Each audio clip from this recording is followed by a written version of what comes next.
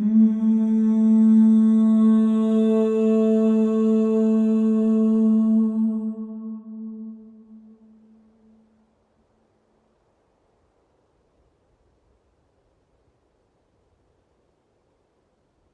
do you do? I write, I research, I run a think tank, which is working on issues of European politics with colleagues in different European cities. We have 15 colleagues based in Istanbul and in Sarajevo and in Brussels and in Berlin. I set up this think tank in 1999 in Sarajevo when I was working in Bosnia. And we produce reports that try to influence the big European policy debates on refugees, on the future of Europe, on enlargement, on human rights. So we write reports, I travel around, I present them, I talk to policymakers, I try to persuade people of what we find, and sometimes it works, sometimes it doesn't. What drove you into this field? I spent many years studying the social sciences, and I was influenced most of all by the fall of the Berlin Wall. I was a student at Oxford in 1989 when a Bulgarian student, fellow, ran into the room, into the library and said, "The Berlin Wall has come down," which nobody could believe. And since that moment, I had this sense that anything can happen. And then a few years later, again, I remember very distinctly watching a BBC documentary in 1991 where they were showing people running around with guns in the forest in Croatia, preparing for war. And I thought, I've been to Yugoslavia. How could war erupt there? And of course it did. And so with these two experiences, when I finished university, I said I have to go and study what's happening in Eastern Europe. I went to Ukraine. I was teaching economics in a university in Ukraine. And then I wanted to go and work as soon as possible in Bosnia, where I spent 4 years. And so the interest and the work of our think tank and of the research I do is basically about the two questions. How do you make more Berlin walls fall? And how do you prevent more Srebrenicas? What is your greatest source of energy? When you've had a happy childhood,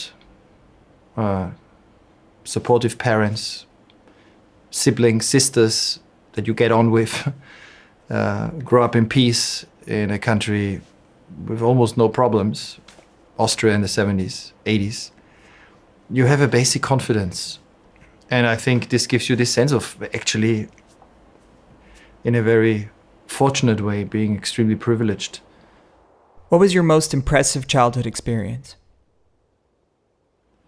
I mean, they're all the banal ones, like family holidays in traveling in Greece with my parents. Every year they would put all 3 kids into a car and would drive from Vienna through the Balkans to Greece or to Turkey, or drive all the way to Morocco, or drive all the way to Scotland. Every year there was a different trip.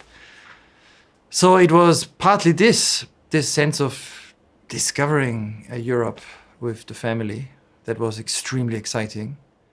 What is the best advice you've received?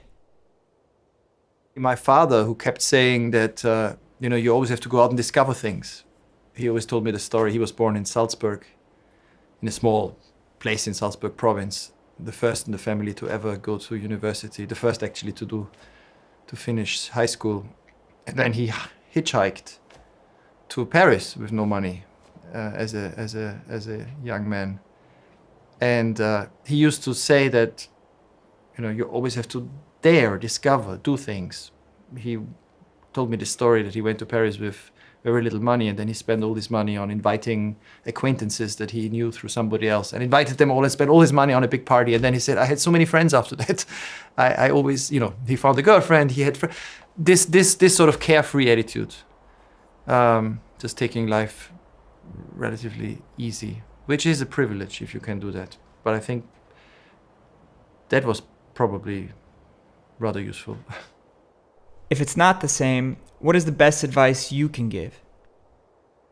Most of what we need to know to live a decent life has been discovered by people before us, because there's been so many smart, deeply thoughtful people who've lived and who wrote things down and who are all around you. So talk to lots of people, read lots of books.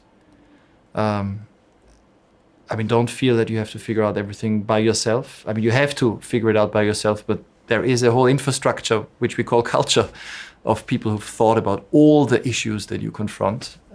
So you're never alone in this respect. Secondly, don't take anything for granted.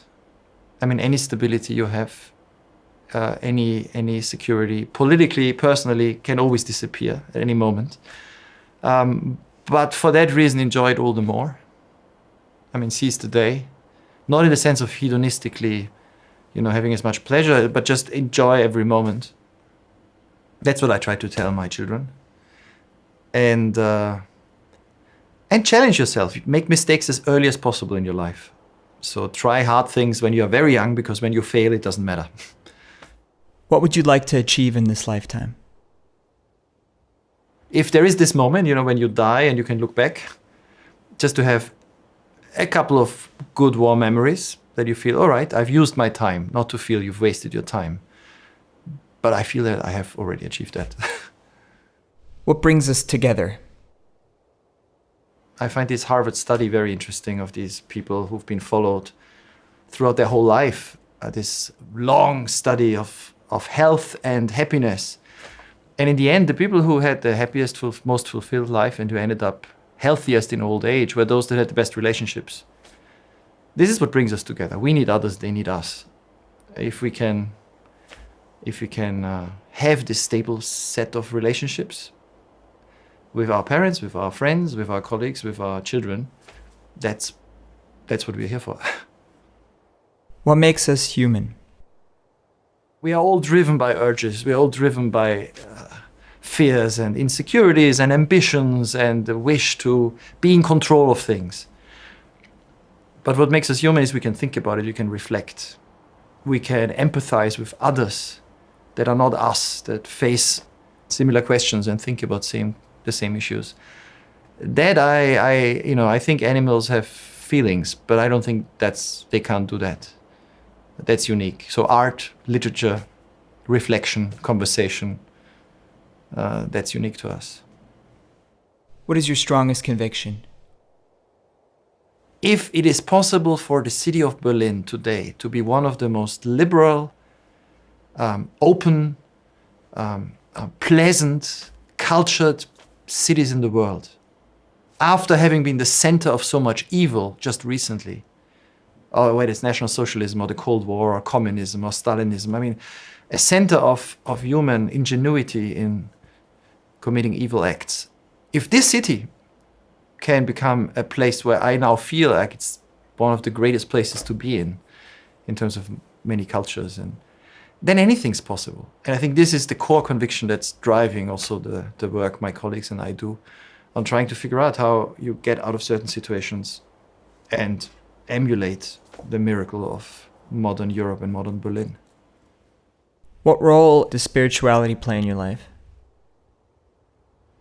There's a wonderful book by a Swiss philosopher, Alain de Botton, Religion for Atheists, where he describes the functions religion plays, which are actually very important, human functions, bringing people together without caring what their status is, forgiving people regularly, just let's wipe out.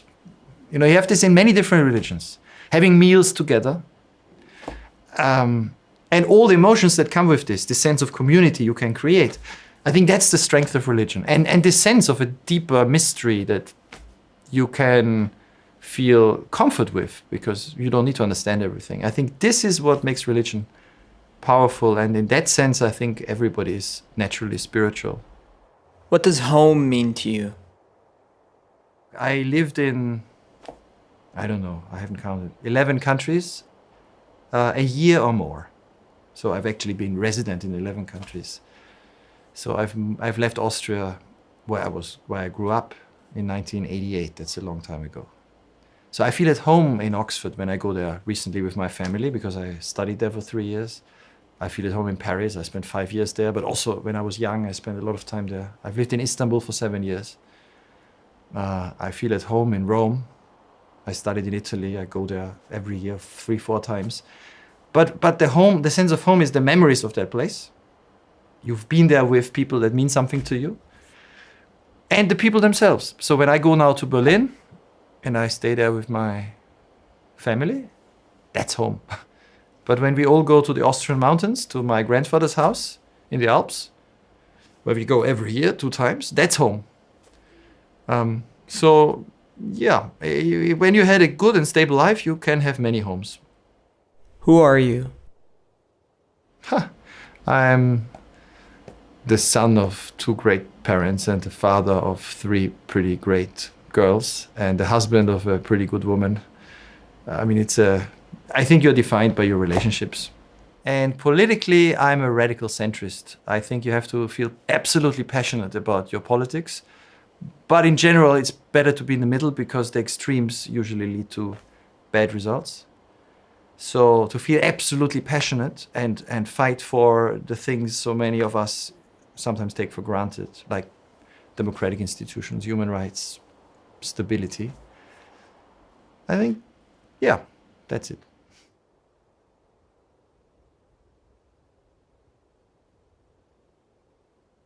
What's your name? And if you know, what does it mean? Oh, my name is Gerald Knaus. Knaus comes from my father. That's everybody in that little village in Ramsau seems to be called Knaus. Gerald, I don't really know. I only know when I grew up, that's what the US president was called. So I felt this was an important name. Then I later discovered he was a very bad president and didn't ever win an election, Gerald Ford. So I had no reason to be proud of this name. But what it means, I'm not sure.